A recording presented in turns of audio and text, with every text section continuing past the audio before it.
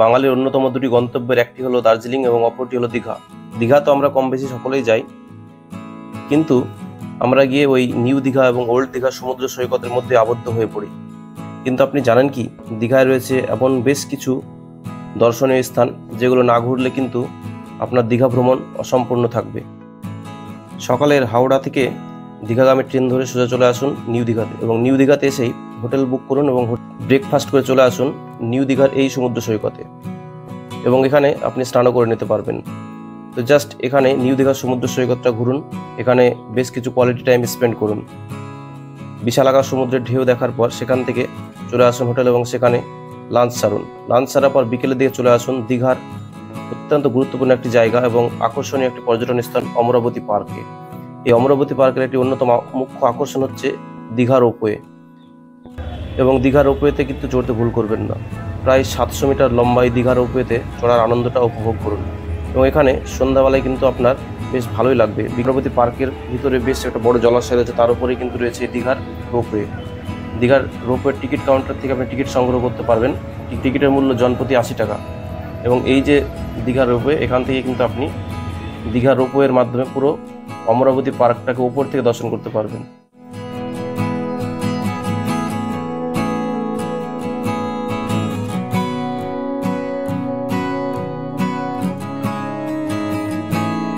বিকেলের পর সন্ধ্যাবেলায় নিউ দীঘা সমুদ্র সৈকতে চলে আসুন। দীঘা সমুদ্র সৈকতে আনন্দ উপভোগ করুন, এবং রাত্রের এই দীঘা সমুদ্র সৈকতে দীঘার যে সামুদ্রিক বাতাস, সেই বাতাসে প্রাণটা জুড়িয়ে যাবে।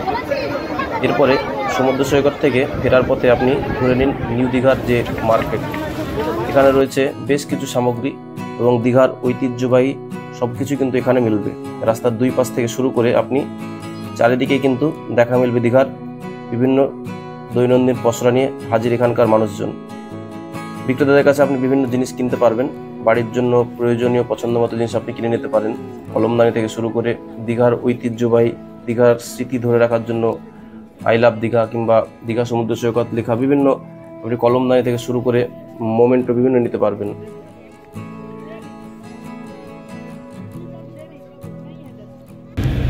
রাতে থাকার পর দ্বিতীয় দিন সকালবেলায় বেরিয়ে পড়ুন দীঘা মোহনার উদ্দেশ্যে।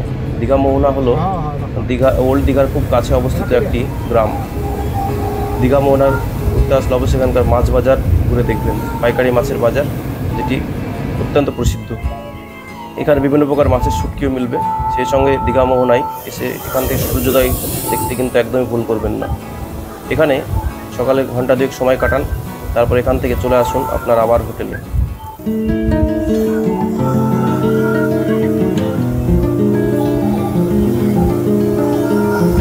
দীঘা মোহনাতে ঘুরে আসার পর হোটেলে একটু বিশ্রাম নিন। দুপুরে লাঞ্চ সারার পর একটি গাড়ি ভাড়া করে বেরিয়ে পড়ুন লোকাল সাইট সিনের উদ্দেশ্যে। প্রথমে যেটা আপনারা ঘুরবেন সেটি হলো দীঘার অদূরে অবস্থিত দীঘার কাজু বাগান। এই বিশালাকার কাজু বাগানটি কিন্তু ঘুরে দেখতে ভুলবেন না। যদিও সিজনের সময় আমরা যাইনি, যদি আমরা সিজনের সময় যেতাম তাহলে কিন্তু গাছে সারি সারি কাজু বাগান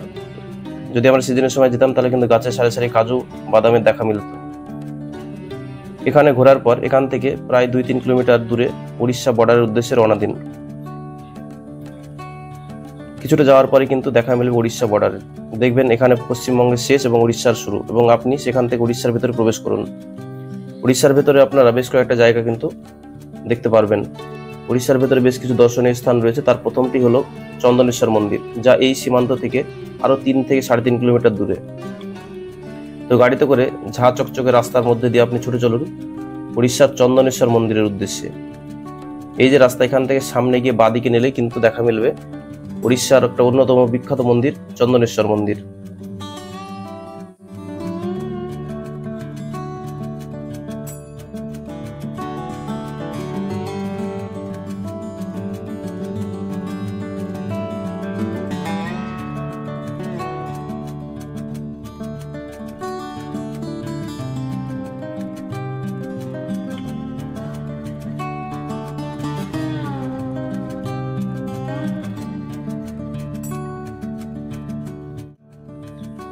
যাই হোক, কিছুক্ষণের মধ্যে আপনি পৌঁছে যাবেন চন্দনেশ্বর মন্দিরে। ডান দিকে যেটি দেখতে পাচ্ছেন সুবিশাল এক মন্দির, সেটি কিন্তু উড়িষ্যার বিখ্যাত চন্দনেশ্বর মন্দির, যেটি উড়িষ্যার বালাসর জেলায় অবস্থিত।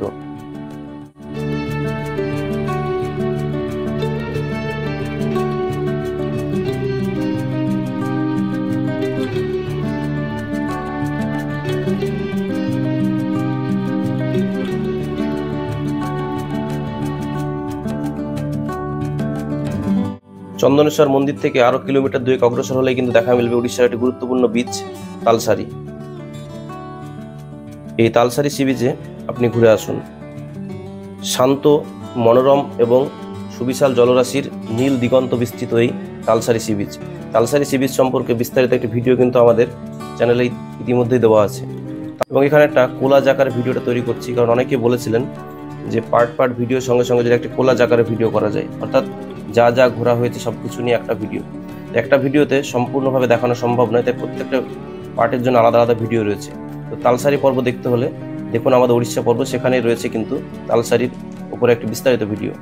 তালসারিতে এসে আপনি এই সমুদ্র সৈকতটি উপভোগ করুন। এখানে আমরা যখন গিয়েছিলাম তখন জোয়ারের জল ছিল।